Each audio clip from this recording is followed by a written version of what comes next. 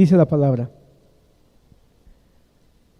para libertad fue que Cristo nos hizo libres. Por tanto, permaneced firmes y no se sometan otra vez al yugo de esclavitud. Para libertad fue que Cristo nos hizo libres. Por tanto, permanezcan firmes y no se sometan otra vez al yugo de la esclavitud. Señor, bendice tu palabra.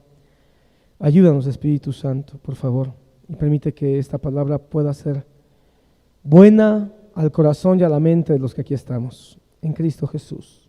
Amén. El tema de hoy es la libertad de conciencia. Un tema muy importante, hermano. Siempre la doctrina ha sido importante en todas las épocas. Este es un tema de doctrina, es un tema doctrinal.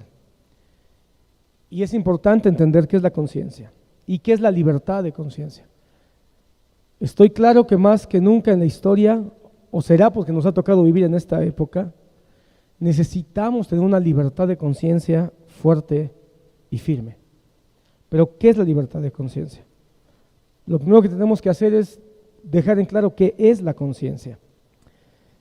El teólogo J.I. Packer, un notable estudioso de la Biblia, en relación a la conciencia, dijo, para definir la conciencia es el poder incorporado de nuestra mente, pon atención, el poder incorporado de nuestra mente, y señalo la cabeza solo por una cuestión didáctica, porque la mente, hermano, la realidad es que los antiguos ubicaban la mente a veces en el cerebro, a veces en el corazón, a veces en el estómago, a veces en los riñones. ¿Sabes por qué? Porque la realidad es que la mente tiene una situación que toca nuestra psique y que toca nuestras emociones. Entonces hay cuestiones que son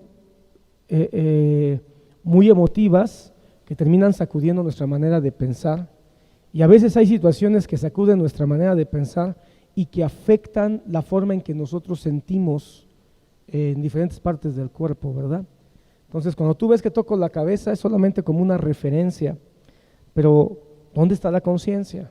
¿Será que la conciencia tiene un ubículo dentro del cuerpo físico? Pero ¿qué dice este teólogo acerca de la conciencia? La conciencia es el poder incorporado de nuestra mente para emitir juicios morales sobre nosotros mismos, aprobando o desaprobando nuestras actitudes, acciones, reacciones, pensamientos y planes, y diciéndonos si desaprueba lo que hemos hecho, qué deberíamos sufrir por ello. En otras palabras, la conciencia es esa voz interna, ¿verdad? Es esa voz interna que hace juicio de todas las cosas. Todo el tiempo estamos nosotros haciendo juicios, hermano, de valor, de nosotros mismos. ¿Debo hacer esto? ¿No lo debo de hacer? ¿Debo responder? ¿No debo responder? ¿Lo hice bien o lo hice mal? ¿Estuvo correcto o estuvo incorrecto? Entonces es esa voz interna que nos hace tener juicios acerca de todas las cosas que nosotros aprobamos o desaprobamos, ¿verdad? En términos más bíblicos, pudiéramos nosotros decir, para que lo entendamos de una manera muy práctica, la conciencia es el cronista de nuestro corazón. Es el cronista de nuestro corazón. Dice Jeremías 17:1, el pecado de Judá está escrito con cincel de hierro y con punta de diamante, esculpido en la tabla de su corazón y en los cuernos de sus altares. Entonces lo que está diciendo el Señor en Jeremías es que el pecado está en el corazón, esculpido. Cuando dice esculpido es como que ahí está grabado. Nadie puede borrar el pecado o el concepto de pecado del corazón del pueblo de Israel. ¿Qué significa esto? Que la conciencia registra todos los detalles de lo que nosotros hacemos y se queda grabado en nuestro corazón. Lo bueno y lo malo se queda grabado ahí. Cuando nosotros hablamos o hacemos algo, se queda grabado. Por eso es que muchos tenemos traumas, ¿verdad? Tenemos traumas de lo que otros hicieron de nosotros, pero también tenemos traumas de lo que nosotros hicimos. Yo no sé si alguna vez has hecho algo o has dicho algo y cuando pasan unas horas, regresas a tu casa y hay una voz en tu corazón que te dice, ¿por qué abriste tu boca? ¿Por qué no te quedaste callado? O a veces es al contrario, ¿por qué no lo hiciste? ¿No? Tal vez pudimos haber dado una palabra de apoyo y no lo hicimos. Quizá se hizo una votación en el trabajo para una toma de decisiones donde, no sé, a lo mejor esa toma de decisiones iba a afectar a algún compañero. Y a lo mejor muchos votaron para que se hiciera y ese compañero terminó degradado o a lo mejor hasta lo corrieron. Y tú votaste a favor. Pero a lo mejor cuando llegas a tu casa hay una voz que te dice, ¿por qué hiciste eso? Dañaste a una persona. ¿Solo fue para quedar bien con el jefe? ¿O solo fue porque los demás levantaron la mano y tú no te quisiste ver raro? Entonces es esa voz que nos va a decir, hiciste bien, hiciste mal. Y a veces, hermano, la realidad es que estamos en una constante batalla, porque nuestra conciencia es muy inestable, ¿verdad? Ahorita vas a ver lo que dice la Biblia al respecto. Pero el primer punto es que la conciencia guarda registro. Tan es así que puede guardar registro de años. Y tú puedes seguir acusado todavía por tu conciencia después de 10 o de 15 años. Y tu conciencia te va a recordar, ¿te acuerdas? Entonces es el cronista, todo lo registra. Pero también, como ya lo dije, nuestra conciencia es el principal acusador de nuestras vidas. Mira lo que dice Romanos 2:15, mostrando la obra de la ley escrita en sus corazones, dando testimonio su conciencia y acusándolos o defendiéndoles sus razonamientos. Entonces, hermanos, la conciencia presenta quejas y condenas cuando somos culpables. O se convierte en nuestro defensor que alega nuestra inocencia. Y esto puede ser cierto o falso, porque la conciencia es una voz interna, pero no es Dios. La conciencia es una voz interna, pero no es el Espíritu Santo. Por eso la conciencia a veces nos acusa, pero a veces también nos defiende solo para que estemos tranquilos. La conciencia nos puede defender incluso de algo que hicimos mal, pero a veces nos puede defender solo precisamente como eso, como un acto de defensa. ¿Has escuchado la expresión donde algunos solamente quieren calmar sus conciencias? Es apagar esa voz de acusación. Entonces podemos terminar haciendo algo bueno solo para decir, bueno, hice algo malo, pero hoy ya hice algo bueno. Entonces yo ya lo compensé. Por eso, hermanos, que las obras buenas, hermano, no todas agradan a Dios. Porque hay muchas obras buenas que pueden ser solamente motivadas por una conciencia que te acusa.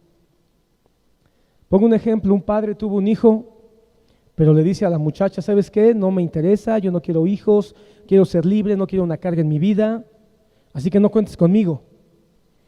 Y entonces la muchacha, pues, despedazada, se hace cargo del niño. Pero hay algo que hace que ese hombre le hable a los pocos días y le diga, mira, ¿sabes qué?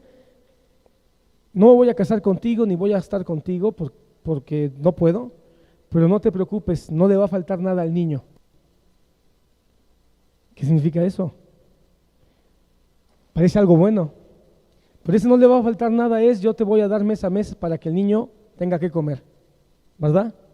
Pero eso puede ser nada más calmar su conciencia, porque fue acusado, su conciencia lo acusa de que está abandonando a su hijo, pero al mismo tiempo su conciencia le dice, pero haz algo para que no te sientas tan mal. Y puede ser nada más la conciencia tratando de calmarla, pero ¿eso es una obra que está agradando a Dios? No necesariamente, aunque parece buena. Hay muchos, hermano, que ayudan a obras de beneficencia y uno dice, qué grandes benefactores, pero quizás porque están robándole al fisco, están evadiendo impuestos. Y una manera de calmar su conciencia de, bueno, por acá estoy robando, pero también estoy haciendo algo bueno, es ayudar a obras de beneficencia. Entonces esa obra buena parece una obra buena, pero uno puede decir, esa obra le está agradando a Dios, no necesariamente. Esa es la razón por la que la palabra dice que nuestras obras de justicia son como trapos de inmundicia, porque pueden estar motivadas solamente por una conciencia que moralmente quiere calmar el propio juicio que se está produciendo sobre esa vida. Así es la conciencia, hermano. Nuestra conciencia a veces nos acusa y nuestra conciencia a veces nos defiende. Entonces, la conciencia también es nuestro testigo. Como vemos, hermano, en las cartas de Pablo, nos hace ver que nuestra conciencia siempre está con nosotros. Por eso, hermano, la conciencia es complicado decir dónde está. Está seguro que está en algún lugar del alma, en algún lugar de nuestro ser espiritual, porque el alma va de alguna manera a influenciar en nuestra manera de pensar, va a influenciar en nuestras emociones y nuestras emociones van a influenciar en nuestra conciencia. La conciencia es como esa voz interna que va a estar siempre en medio de lo que pensamos y sentimos. Es ese referee que está ahí entre lo que pensamos y sentimos, ¿verdad? Dice Corintios capítulo 1:12, porque nuestra gloria es esta, el testimonio de nuestra conciencia, que con sencillez y sinceridad de Dios, no con sabiduría humana, sino con la gracia de Dios, nos hemos conducido en el mundo y mucho más con vosotros. El contexto habla de que Pablo se ha conducido de una manera recta, de una manera correcta, de una manera honorable, conforme a la palabra de Dios. Y dice, ¿y quién es el que da testimonio de esto? Nuestra conciencia. Nuestra conciencia. Esto es muy interesante, hermano, porque Pablo apela a su conciencia y dice, aunque nadie más quiera ver que lo que estamos haciendo es correcto, nuestra conciencia no nos acusa. Tenemos una conciencia que es nuestro mejor testigo. Entonces, hermano, es bueno de repente ver cómo está nuestra conciencia. Hoy no voy a hablar, sería tal vez de otro día. Yo me recuerdo que esto lo hablamos hace algún tiempo ya, pero hablamos de cómo obtener una conciencia buena. No voy a hablar de eso. Nada más quiero recordar que nuestra conciencia es nuestro testigo. No puedes escapar de ella. Siempre va a ir contigo. Ahora, nuestra conciencia también es nuestro juez, ya sea para condenarnos o para exonerarnos. Mira lo que dice 1 de Juan 3, capítulo 3, versículo 20. Pues si nuestro corazón nos reprende, mayor que nuestro corazón es Dios, y Él sabe todas las cosas. Amados, si nuestro corazón no nos reprende, confianza tenemos en Dios, y cualquier cosa que pidiéremos la recibiremos de Él, porque guardamos sus mandamientos y hacemos las cosas que son agradables delante de Él. Es interesante porque el apóstol Juan dice, nuestro corazón nos reprende o nuestro corazón no nos reprende. Claro que él está hablando de una conciencia que ha sido entrenada en Dios. Es una conciencia que está siendo regenerada en Dios. Eso es obvio. Por eso dice, porque nosotros guardamos sus mandamientos y guardamos su voluntad. Por lo tanto, cuando guardamos sus mandamientos y guardamos su voluntad, nuestra conciencia no nos reprende, porque nuestra conciencia está entrenada en la palabra de Dios. Ahorita voy a hablar de eso. Pero si nuestro corazón nos reprende como hijos de Dios, si nuestra conciencia interna nos llama la atención sobre algo, debemos de prestarle atención. Entonces Él es nuestro juez. Él nos va a decir, eso está mal, haz algo. ¿Alguna vez has sentido que no vienes al culto en la iglesia y sientes una sensación extraña en el estómago, una sensación extraña en el corazón? Esa es la conciencia que te dice, ¿por qué no fuiste al culto hoy? ¿Por qué te dio flojera? ¿Por qué le diste más atención quizá al problema que tuviste? ¿Te sentiste tan triste que decidiste no ir al culto? Eso no es correcto.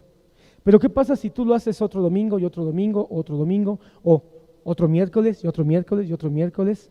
La conciencia, como la conciencia no es Dios ni es el Espíritu Santo, la conciencia también es sobornable.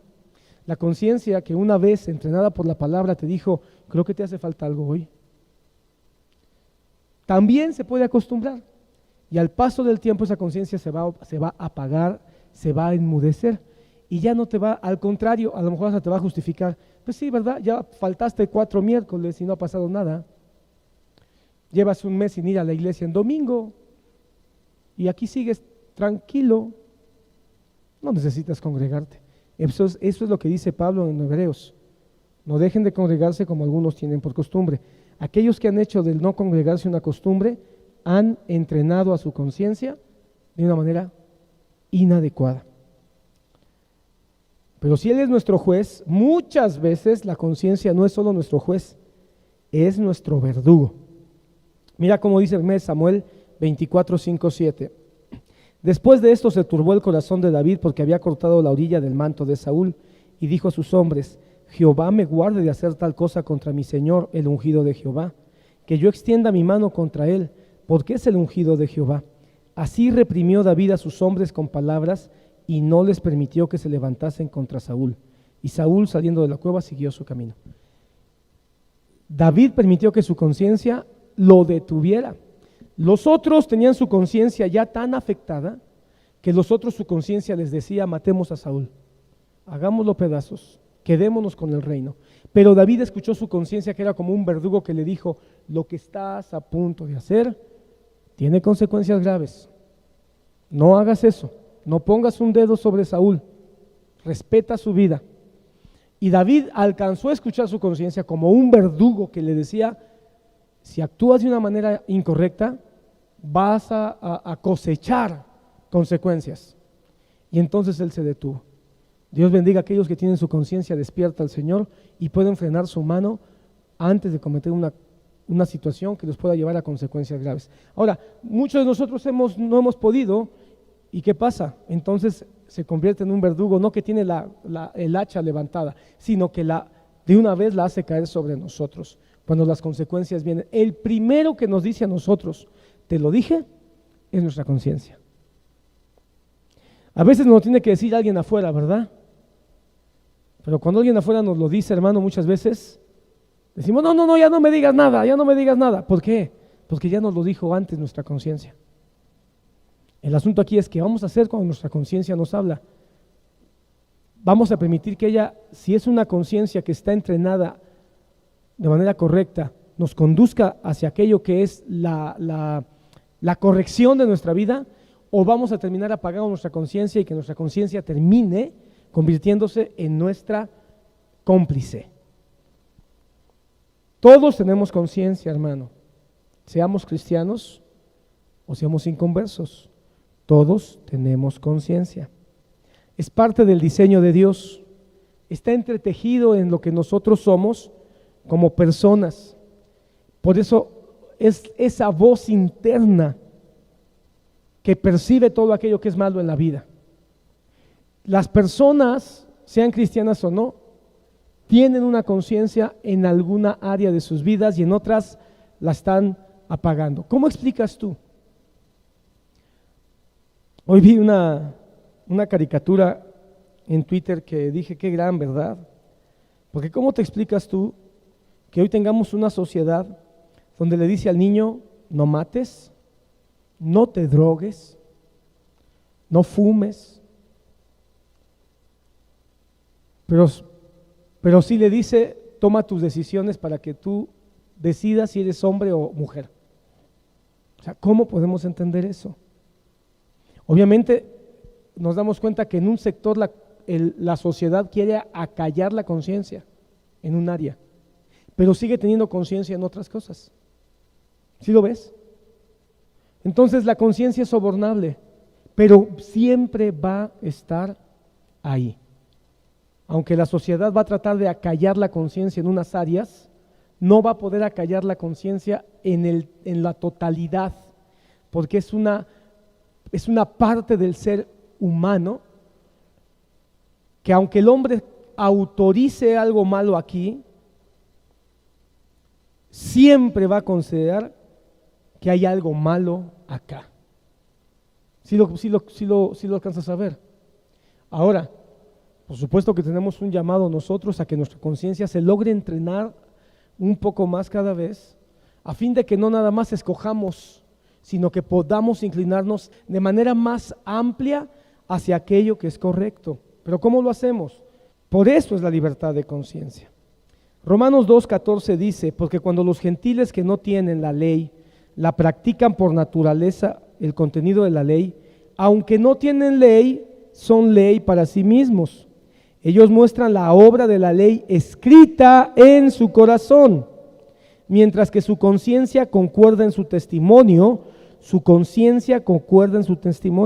y sus razonamientos se acusan o se excusan unos a otros. Lo que está diciendo es que el ser humano, aunque no sea cristiana, aunque no tenga la ley, tiene una ley en su corazón, y esa ley en su corazón la conciencia la lee. Y cuando la ley lee esa conciencia escrita en el corazón, la conciencia va a decir, esto está mal, esto no se debe de hacer. Pero como el hombre usa mucho su razón, en el razonamiento es donde va a entrar en ese pleito, y la sociedad va a decir, acallemos la conciencia en esta área y en esto no. Por eso, hermano, hay sociedades que pueden decir, es malo matar un toro, eso está mal, no matemos a los toros, pero está bien matar a los fetos o a los niños no nacidos. ¿Cómo te explicas esa forma de pensar? Empiezan a coaccionar su conciencia de tal manera que buscan la manera de convencerse. ¿Y sabes cómo se convencen? Cuando hay muchos que dicen, pensemos igual todos, y como pensamos todos igual, entre todos justificamos la falta de conciencia. Y entonces dicen, sí, matemos niños antes de nacer. Y entre la gran multitud de ese acuerdo racional o irracional, terminan acallando su conciencia interna. Eso es lo que está pasando con el mundo. Pero todos tienen conciencia. Nuestra conciencia entonces pone delante de nosotros lo bueno y lo malo. No importa si somos cristianos o no. La conciencia funciona como un conjunto de convicciones morales. El asunto es que cada persona va haciendo su catálogo. Va haciendo su catálogo de convicciones morales, de lo que va haciendo bueno y malo. Y este catálogo de convicciones buenas o malas depende primeramente de esa ley interna, pero después de todas las influencias que se van generando afuera: educación, formación, influencias, sociedad, cultura. Esta conciencia, hermano, que nos muestra lo bueno y lo malo, va a permitir que nosotros podamos contemplar y comprender nuestros pensamientos, nuestras motivaciones, nuestras intenciones y nuestros sentimientos, y los pongamos en una balanza. Y al ponerlos en esa balanza, evaluemos de todo lo que pensamos, sentimos, etcétera, qué es lo que es bueno y lo que es malo. La conciencia entonces nos acusa y nos va a decir, eso está mal. O la conciencia va a buscar excusas para poder decir, pues bueno, en el fondo sí está mal, pero mira, estás justificado porque todos piensan igual. Entonces, en esa batalla interna decimos, bueno, sí, hay 1 millón de personas que quieren matar bebés, entonces, pues quizá no sea tan malo, entonces no me tengo que sentir mal si yo aborto. Y al sopesar entonces todas estas evaluaciones morales, nuestra conciencia nos va a condenar o nos va a exonerar. Si te das cuenta, es una gran batalla y un gran tema la conciencia. Por eso es que tú te vas a dar cuenta que hay personas, hermano, que parece que no sienten nada y que justifican toda clase de maldad porque han estado acallando su conciencia, sofocando su conciencia, anulando su conciencia. Dice la palabra en 1 Corintios 2:11. Pues ¿quién de los hombres conoce las cosas profundas del hombre, sino el espíritu del hombre que está en él? Esto quiere decir que la conciencia está dentro de nosotros y en nuestra vida espiritual, en nuestro ser espiritual, nuestra conciencia sabe realmente quiénes somos. No nos podemos esconder ni de Dios ni de nosotros mismos. No nos podemos esconder ni de Dios ni de nosotros mismos. Y nuestra conciencia siempre va a estar buscando una fuente de paz, una fuente de gozo, una fuente de plenitud. Y en esa búsqueda puede terminar por aquellas cosas que realmente son correctas, o puede tratar, o puede ser acallada, sofocada y disminuida para ser engañada por fuentes de gozo, de satisfacción y de plenitud que son temporales. Ahora, la conciencia también es el objeto donde nuestra alma puede ser provocada para sentir vergüenza, para sentir miedo, para sentir ansiedad, porque nuestra conciencia nos va a decir, no puedes seguir caminando por ahí, no puedes seguir por esa misma vida, tienes que hacer algo al respecto, o nos puede decir, alto.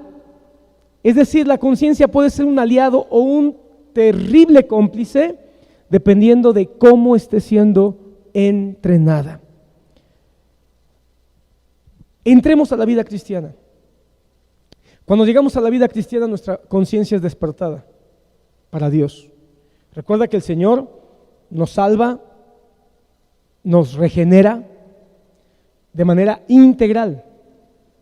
No nada más regenera nuestro espíritu, todo lo que nosotros somos. Por lo tanto, nuestra manera de pensar comienza a cambiar. Nuestra conciencia despierta a Dios, despierta a lo que Dios dice, a lo que Dios marca. Somos nuevas criaturas. Por eso es que alguien que ha nacido verdaderamente de nuevo, su conciencia va a ser enfocada hacia aquello que Dios aprueba. No obstante, aún como cristianos, nuestra conciencia puede ser manipulada. Hay solo una manera de que nuestra conciencia se alinee, y es esa entregada al Espíritu Santo a través de la palabra de Dios. Pero nuestra conciencia, ese ser espiritual que habita en este cuerpo que tenemos, está expuesta todo el tiempo a información mundana. Entonces, muchos cristianos pueden caer en el engaño de que esta libertad que nosotros tenemos, a ver, te lo voy a decir así, hemos hecho libres por Cristo Jesús. Y en esa libertad nuestra conciencia es libre. Nuestra conciencia ya no tiene condiciones, las condiciones del pecado, las condiciones de la justificación de la maldad, las condiciones de la inmoralidad ya no tienen más poder sobre nosotros, ni sobre nuestra conciencia. ¿De acuerdo? Pero muchos cristianos no entendemos esto de manera correcta y pueden pensar que esta libertad espiritual de vida que tenemos, esta libertad de conciencia que hemos recibido, es una libertad para pecar. Por eso es que hay muchos cristianos que no han entendido que la libertad de conciencia es para que se alinee a la ley de Dios, para que se alinee a la voluntad del Espíritu Santo, para que se alinee a la palabra del Señor. Muchos pueden entender que ya soy libre, entonces ahora ya nada tiene que causarme ningún tipo de afectación. Y como nuestra conciencia es imperfecta, como nuestra conciencia no siempre funciona bien, aún siendo cristianos, nuestra conciencia puede ser engañada para que terminemos llamándole a lo malo bueno, como dice Pablo, le terminemos llamando a lo malo bueno y a lo bueno malo. ¿Eso por qué es? Porque nuestra conciencia es como un niño que debe de ser informada. No, yo no puedo exigirle a un bebé o a un niño de 3 años o de 4 años que haga algo bien si yo no le doy información de qué es lo que espero que haga bien. Si yo veo un niño que está comiendo con las manos y está ensuciándose y yo simplemente le digo, hey, come bien, no es suficiente. Porque quizá Para un niño de 4 años, la única manera que entiende que se puede comer es con lo que tiene, y eso son sus manos. Pero si yo le doy información y le digo, esto se llama cuchara, y esta cuchara es para que la pongas, la metas en el plato, la puedas llevar a tu boca y no te ensucies. Esa información al principio le va a costar trabajo, pero conforme la información sea constante y repetitiva, ese niño va a asimilarlo y entonces va a llegar el momento que lo va a hacer en automático. No podemos nosotros, una conciencia que está entrenada por el mundo, por el diablo, por el pecado, y que está en esa confusión, y aunque todavía en el mundo antes de Cristo tenía todavía una inclinación hacia lo que es correcto por esa ley escrita en el corazón, no va a poder saber lo que es bien si no tiene información, porque es la información lo que va a hacer que nuestra conciencia se entrene. Entonces, aquellos que bajo pretexto de que somos libres, de que tenemos una libertad cristiana, practican cualquier pecado, porque eso es cierto. Muchos dicen o pueden pensar, ya soy libre, Dios me hizo libre, entonces puedo hacer lo que yo quiera. Eso no es así.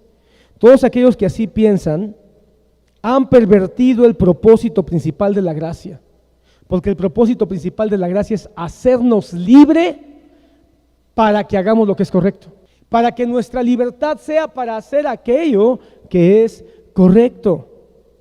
Si alguien fue metido a una cárcel porque robó y pasó 15 años en la cárcel porque robó, y después de 15 años lo dejan libre y lo primero que hace en su libertad es robar, pues en vano esos 15 años que estuvo en la cárcel. Si nosotros fuimos libres de tanta maldad, de tanta condenación, no podemos usar la libertad para seguir haciendo lo mismo que hacíamos antes. Somos libres para que ahora nuestra vida espiritual se encamine hacia aquello que es correcto. El propósito de la libertad cristiana entonces consiste en que, siendo librados de las manos de nuestros enemigos, el pecado, Satanás, la carne, el infierno, sirvamos al Señor sin temor, sirvamos al Señor sin acusación. Tú sabes que hay muchos cristianos que sirven a Dios, que leen la Biblia, que vienen a la iglesia porque su conciencia todavía los acusa. Eso no es correcto. Dios no nos hizo libres para que vengamos al culto con miedo. No nos hizo libres para que cantemos alabanzas esperando que se calme su ira. Ni todos los cantos, ni toda la danza.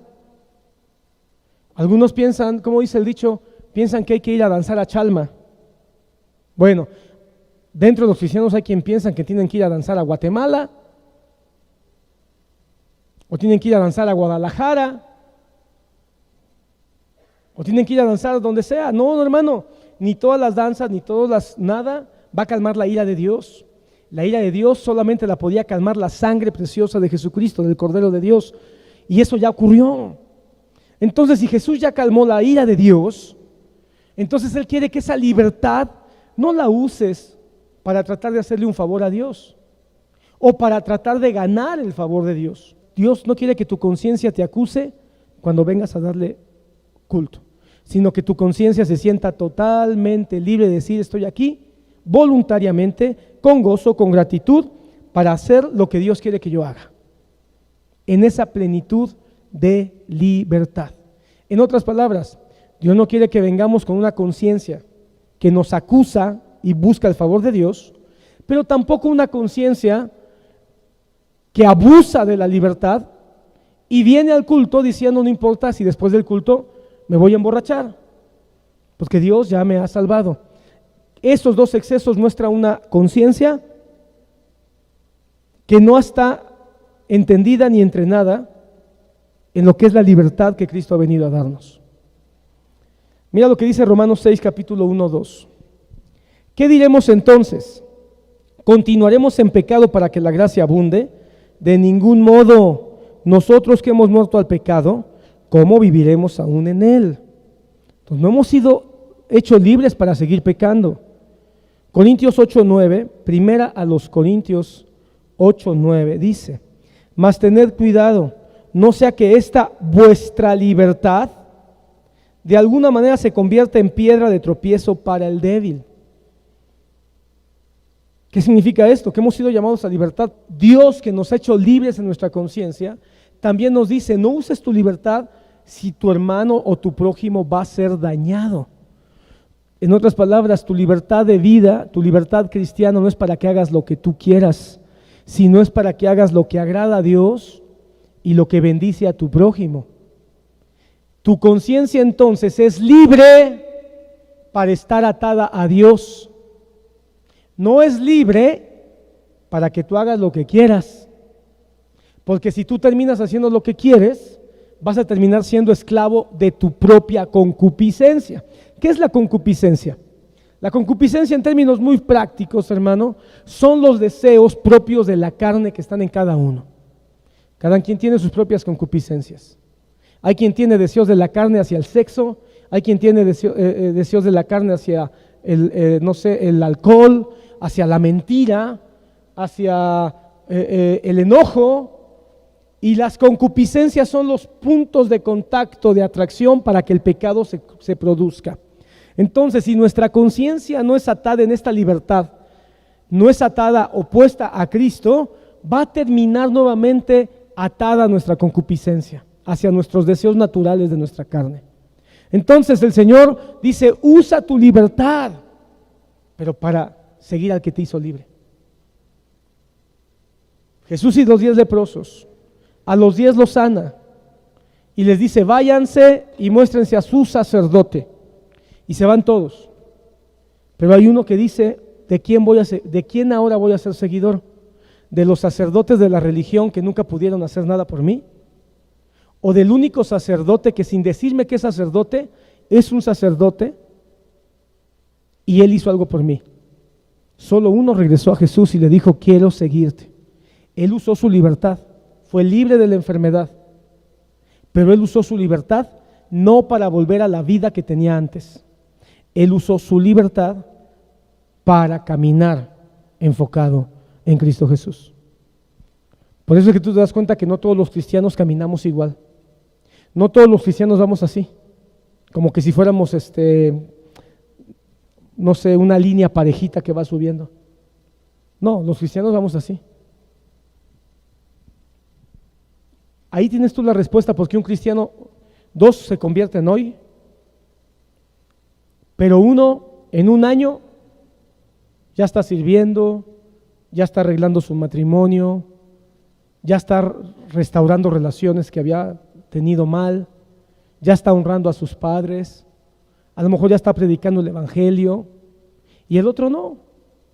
Y el otro pues apenas se congrega, el otro sigue con unas broncas terribles en su casa, el otro sigue hablando de los que están sirviendo, y uno dice: ¿por qué si los dos tuvieron un encuentro, podemos decir que al mismo tiempo? Porque uno usó su libertad, y en su libertad dijo: me alineo con Cristo.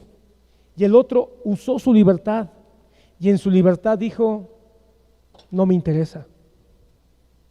Ya somos libres todos. Ahí está tu respuesta. Si tú alguna vez has dicho: es que ¿por qué Dios no hace igual a todos? Es que Dios ya te dio libertad. Pero tú, ¿cómo vas a usar tu libertad?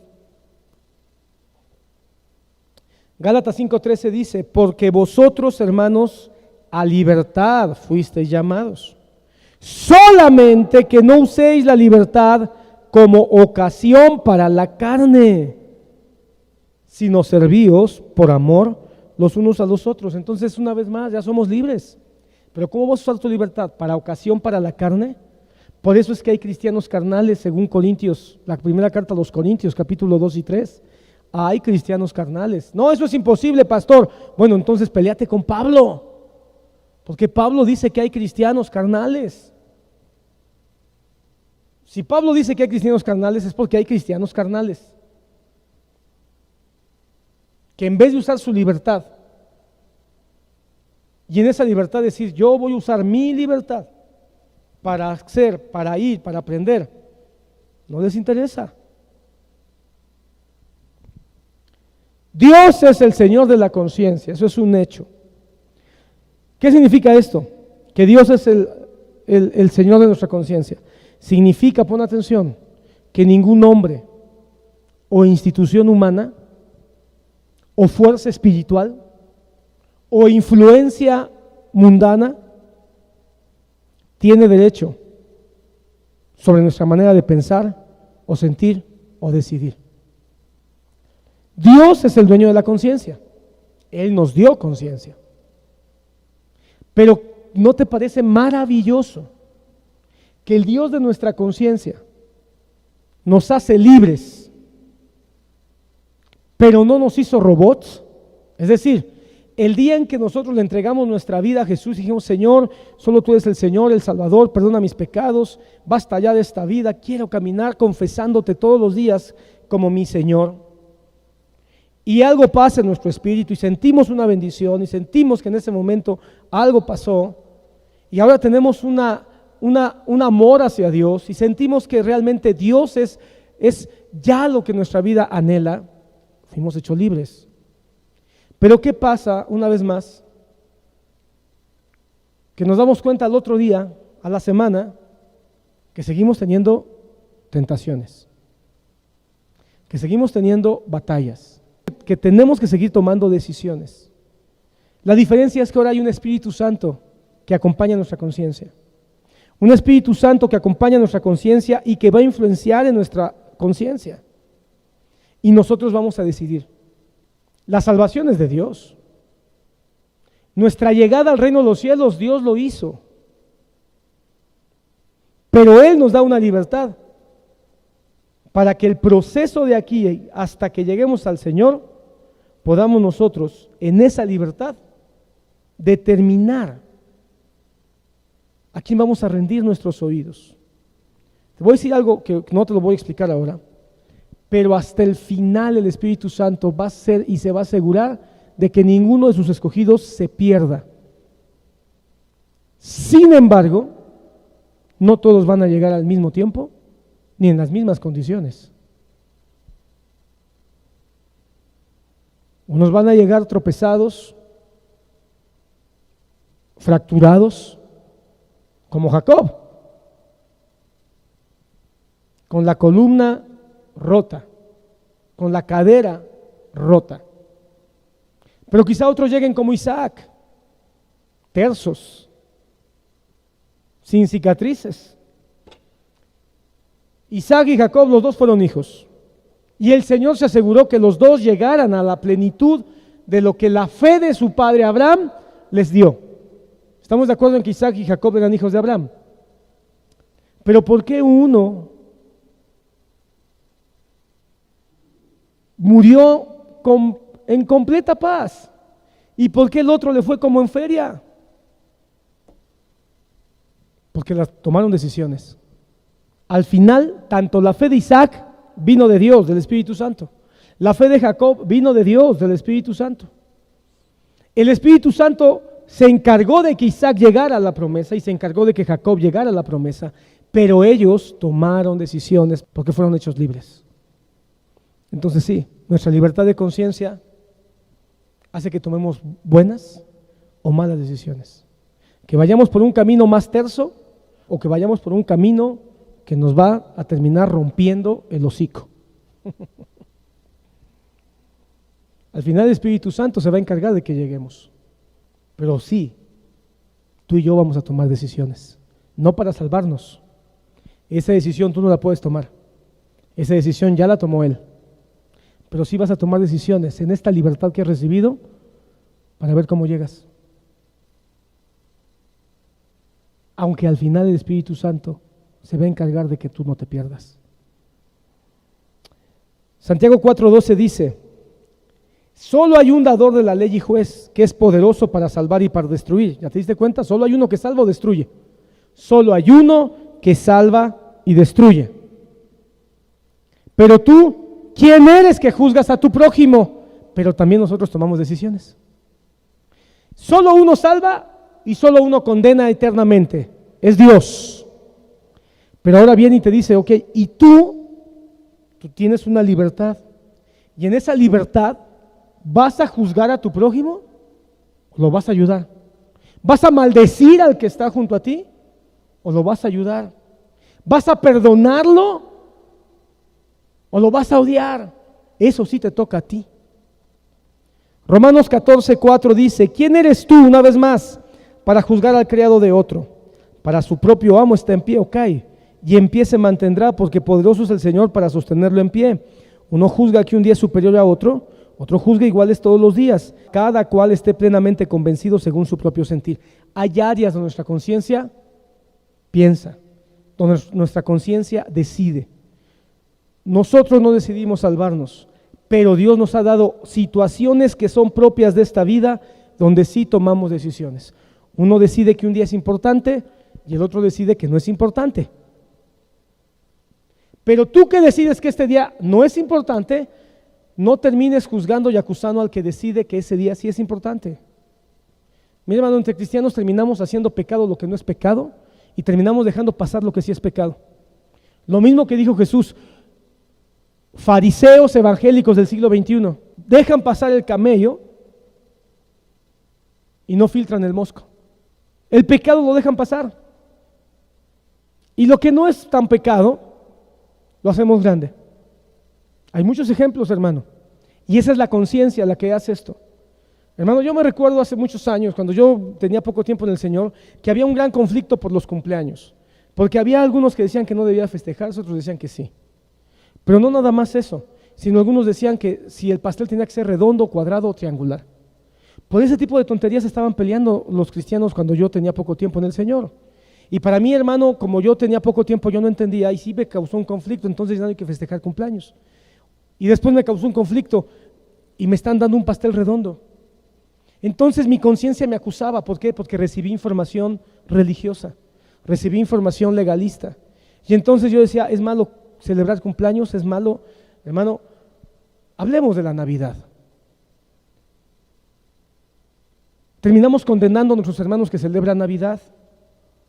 Es un día que para mí es sin importancia y sin relevancia, porque yo tengo información en mi vida, en mi alma, en mi mente, en mi entendimiento.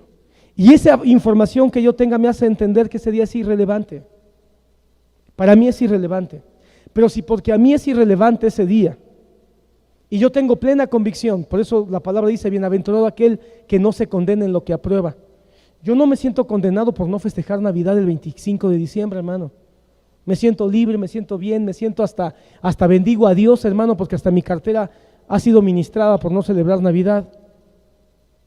Pero hubo un tiempo en que yo fui muy duro con los que estaban celebrando Navidad. Tampoco se significa que voy a terminar celebrando con ellos. Ellos piensan que es un día que nació Jesús, pero si yo no me doy el tiempo de darles la información que yo tengo, porque eso es quizás lo que debería de hacer, si no me doy el tiempo de darle la información que yo tengo al respecto, creo que es muy incorrecto que yo termine condenándolos. Hermano, nadie se va a ir al infierno por celebrar Navidad, ¿eh? Entonces puedo celebrar Navidad como tú quieras. Bienaventurado aquel que no se condena en lo que aprueba. Yo no tengo necesidad, para mí es irrelevante. Ahora, ¿significa por eso que no voy a hablar de Jesús? Muchos años no hablé del nacimiento de Jesús. Ahora he entendido que puedo aprovechar la sensibilidad que algunos tienen para hablar del nacimiento de Cristo, porque eso sí es importante. Pero algunos terminamos condenando cosas así.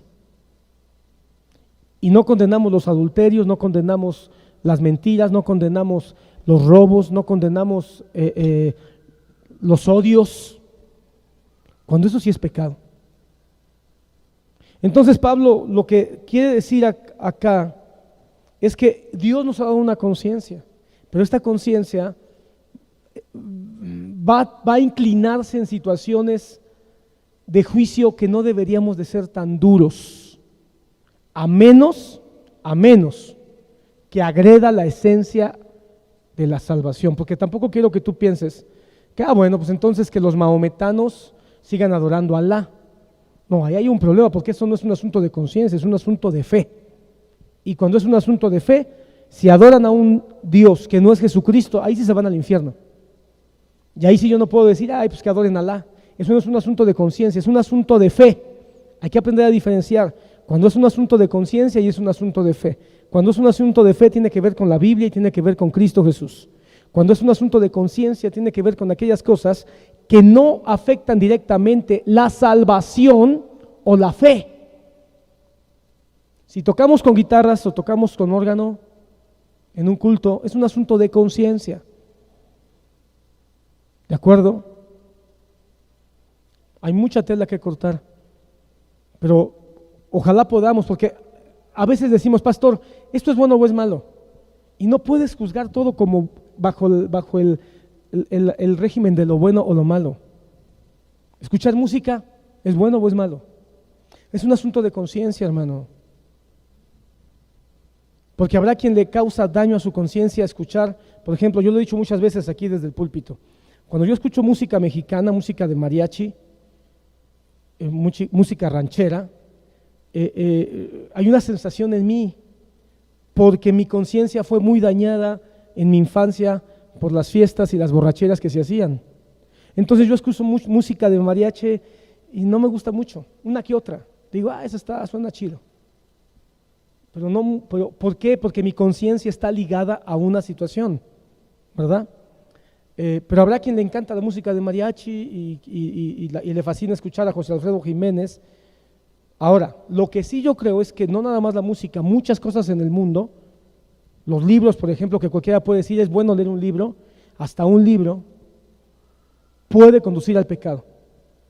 Eso también es cierto. Bueno, hasta la religión evangélica llevada a un extremo puede llevar al pecado. Todo llevado al extremo es pecado. Creo que Pablo es muy sabio y para mí es un versículo súper importante para tomar decisiones cuando dice Corintios capítulo 6, todo me es lícito, pero yo no me dejaré dominar por nada. Lo dice 2 veces. Todo me es lícito, pero no todo me edifica o me conviene, según la versión. Todo me es lícito, pero yo no me dejaré dominar por ninguna cosa. Entonces lo que está diciendo aquí son 2 parámetros muy fáciles y aquí es un trabajo de conciencia. Todo me es lícito, pero me conviene a largo plazo. La música me es lícita, pero a largo plazo no me conviene pasarme toda la vida escuchando música, porque hay otras cosas más importantes que estar escuchando música. 2.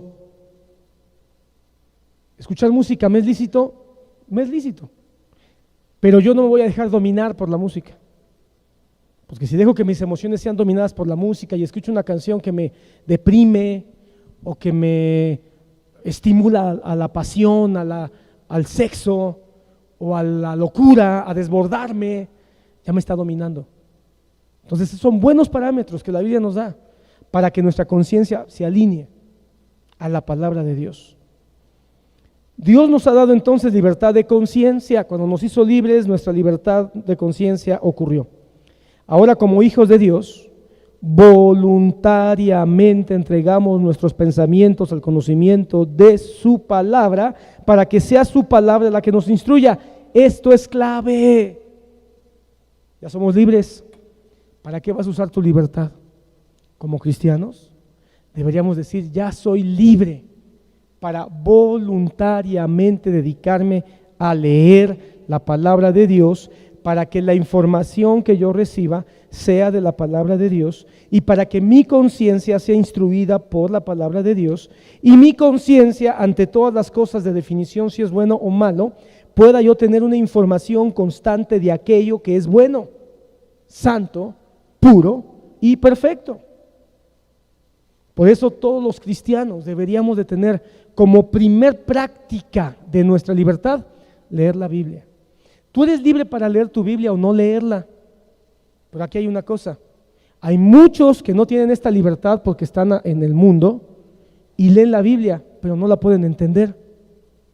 Y hay muchos que quisieran entenderla y terminan confundidos, terminan interpretando cosas que no están en la Biblia, terminan incluso hasta decepcionados de Dios. Y nosotros que ya fuimos libres para entenderla, ¿no crees que sería un privilegio usar nuestra libertad para leer un libro que muchos quisieran entender y no pueden porque no tienen el Espíritu Santo? Este libro no se puede entender sin el Espíritu Santo, hermano. Sería tanto como si a alguien le dan la libertad de entrar en un cuarto donde hay buffet y le dan la libertad de comer todo lo que quiera. ¿Gratis? Claro, es gratis. Y nada más agarra un gajo de una naranja y es todo lo que come. Así de absurdo es, hermano.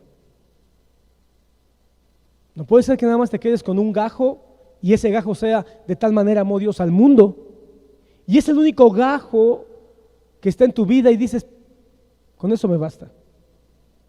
Sería absurdo. Yo he visto un montón de jóvenes que cuando van a un buffet, hermano, los ojos les brillan. Uno que ya no puede comer mucho, ¿verdad? Porque ya empieza con problemas, acidez, gastritis, indigestión. Pero yo veo a los jóvenes, le brillan los ojos. Quiero ver jóvenes que le brillen los ojos porque abren su Biblia. Tienes libertad. ¿Por qué no la usas? Y esa libertad es para que puedas descubrir lo que la palabra de Dios y tu conciencia sea alimentada. ¿Sabes por qué nos llevan tanta ventaja los homosexuales? El movimiento lésbico gay. Porque han estado bombardeando. Y en la libertad muchos han terminado por ver, oír, atender sus ideas. Por eso me duele mi corazón, hermano, cuando yo veo que hay gente que no quiere leer la Biblia. Me duele mucho. Claro, no se va a obligar a nadie, porque a libertad fuimos llamados. Entonces la palabra de Dios nos debe de instruir, nos debe de gobernar, nos debe de guiar. Dios ha hecho libres nuestras conciencias para que vayamos a su conocimiento. ¿Y sabes de qué te ha hecho libre? Te ha hecho libre para que no escuches doctrinas, pensamientos, ideas, postulados, influencias que no tienen nada que ver con lo que tú ya eres hoy. Ningún hombre, ninguna institución, ninguna cultura, ninguna sociedad, ningún gobierno puede imponerte sus doctrinas, sus ideas, sus pensamientos, porque ya eres libre. Si eres libre, puedes frenar y decir no a aquello que no le conviene a tu vida. Pero la única manera en que te puedas dar cuenta si le conviene o no a tu vida es llenando tu cabeza de aquello que sí le conviene, según la libertad a la que has sido llamado. Hechos 4, capítulo 19 dice: mas respondiendo Pedro y Juan les dijeron: vosotros mismos juzgad, ¿es justo delante de Dios obedecer a vosotros antes que a Dios?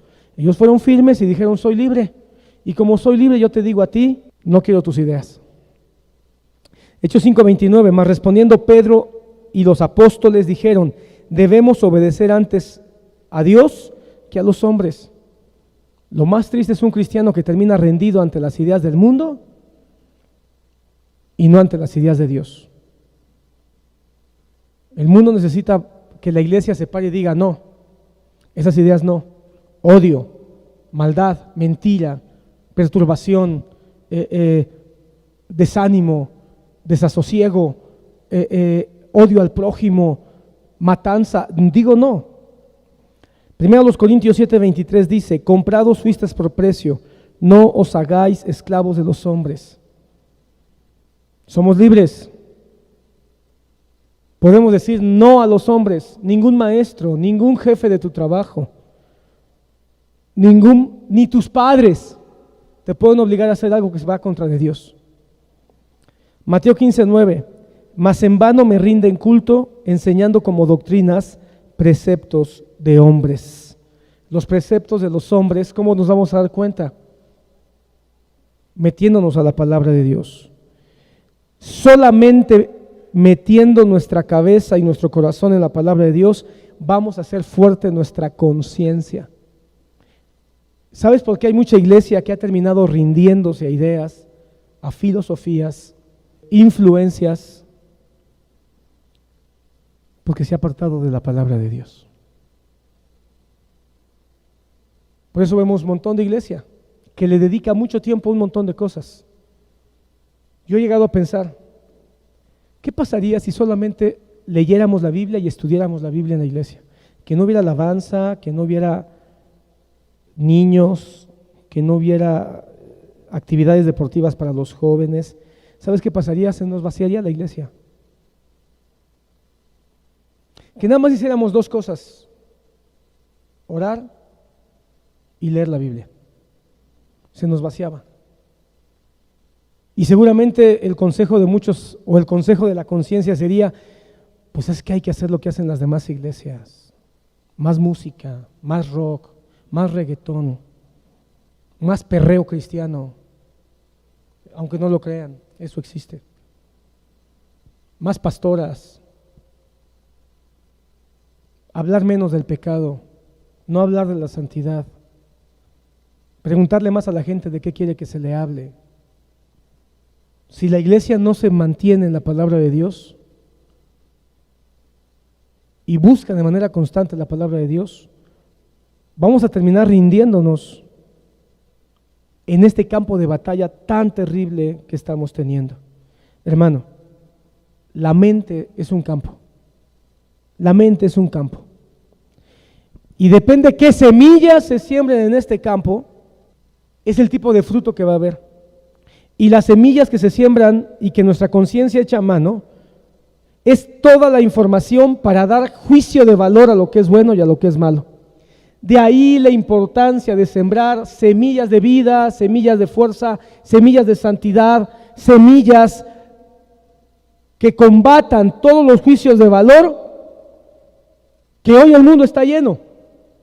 Semillas de pragmatismo. ¿Sabes qué es el pragmatismo? Si a mí me gusta, debe ser bueno. Si a mí no me gusta, entonces debe ser malo. Ese es un pensamiento pragmático que hay hoy en muchos lados. Si me gusta está bien, si no me gusta está mal. No puede ser así. Tu conciencia no puede decir que está bien o está mal. Hay cosas que duelen, pero son buenas. Hay cosas que no nos gustan, pero son nutritivas. Por eso es que muchos jóvenes comen de manera pragmática. La mayoría de los jóvenes hemos comido de manera pragmática. Probamos algo, está bueno, sí me lo acabo. Probamos algo, verduras, brócoli, ¡bleh! No me gusta, no debe ser bueno. Y quizás todo lo contrario. Lo que te gusta es lo que te está matando, y lo que no te gusta es lo que tu cuerpo necesita para estar sano. Pero somos pragmáticos. Me gusta, lo tomo. No me gusta, entonces lo abandono. No me gusta que se hable del pecado, entonces debe ser malo ese culto. No me gusta que me digan que tengo que alinear mi conciencia a la palabra de Dios, porque eso cuesta trabajo. Leer la Biblia cuesta trabajo. Entonces no debe ser tan bueno. El hedonismo, ¿sabes tú qué es el hedonismo? Me siento a gusto, me siento cómodo. La palabra dice en Romanos 10:17, la fe viene del oír y el oír por la palabra de Dios. ¿Y sabes qué es lo que alimenta la conciencia? La fe, el crecimiento de tu fe. Eso es lo que alimenta tu conciencia. ¿Cómo va a crecer tu fe? Con la palabra de Dios. Hechos 17:11 dice, estos eran más nobles que los de Tesalónica, los de Berea, pues recibieron la palabra de Dios con toda solicitud, escudriñando diariamente las escrituras para ver si estas cosas eran así. Diariamente los bereanos estaban alineando su conciencia con la palabra de Dios. Nuestra conciencia entonces debe estar rendida. Termino con esto. Nuestra conciencia debe estar rendida a la palabra de Dios y no a doctrinas de hombres. Creer doctrinas, pensamientos, ideas, influencias que vienen de hombres, instituciones, así sea el propio Estado. Mi hermano, la palabra dice que debemos sujetarnos a nuestras autoridades, y hay que hacerlo, pero cuando nuestras autoridades ya no se sujetan a la palabra de Dios, no estamos obligados a sujetarnos. No, hermano, no puede ser, porque es prioritario obedecer primero a Dios que a los hombres. Ahora, ¿cómo voy a saber si la autoridad se está sujetando o no a la palabra de Dios? Pues leyendo la Biblia.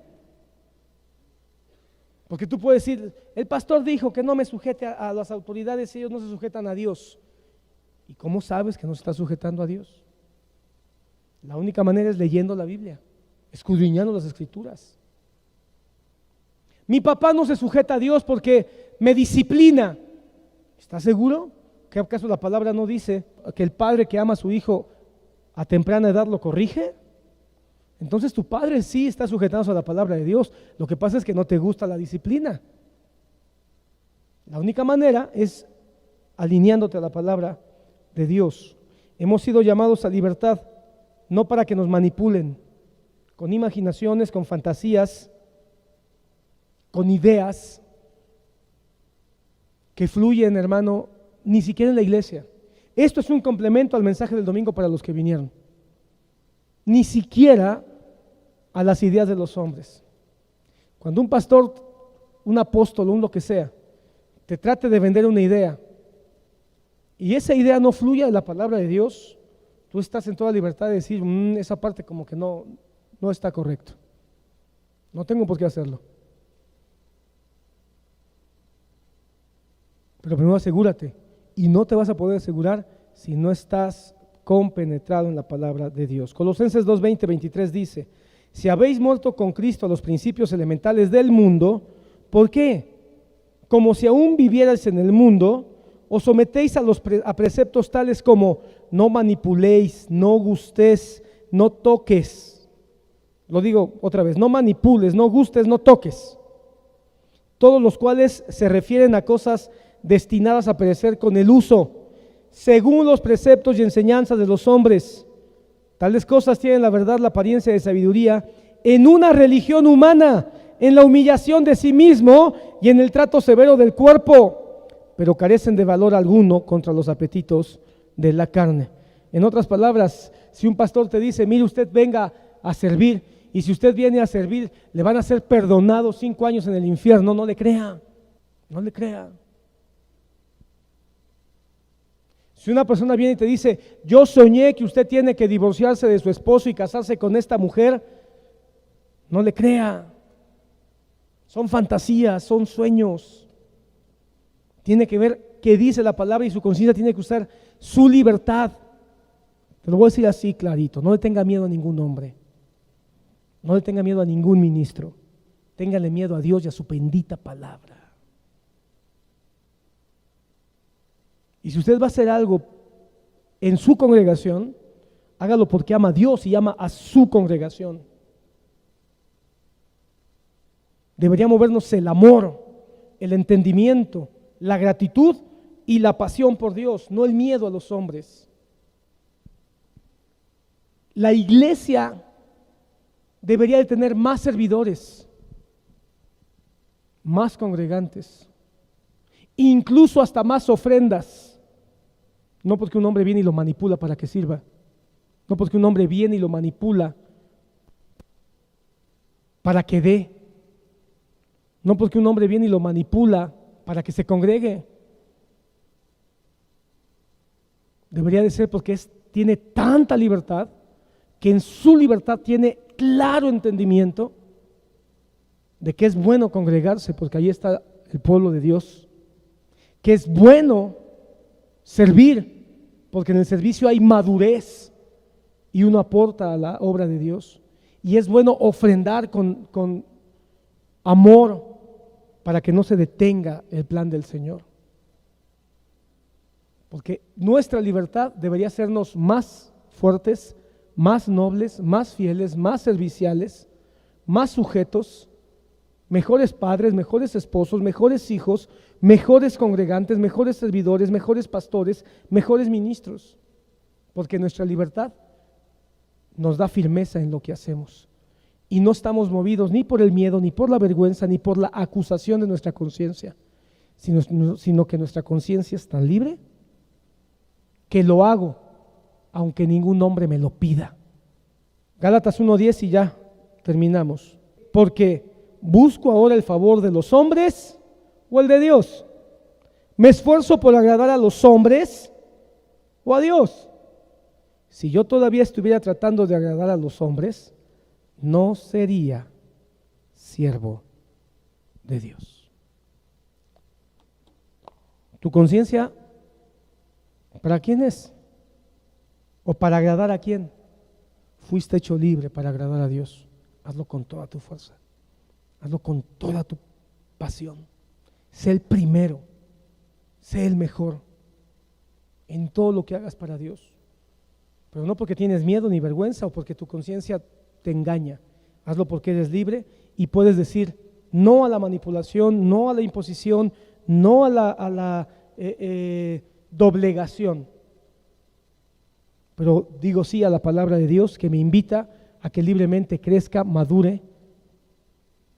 Y por mis convicciones hago lo que hago y por mis convicciones soy lo que soy. Amén.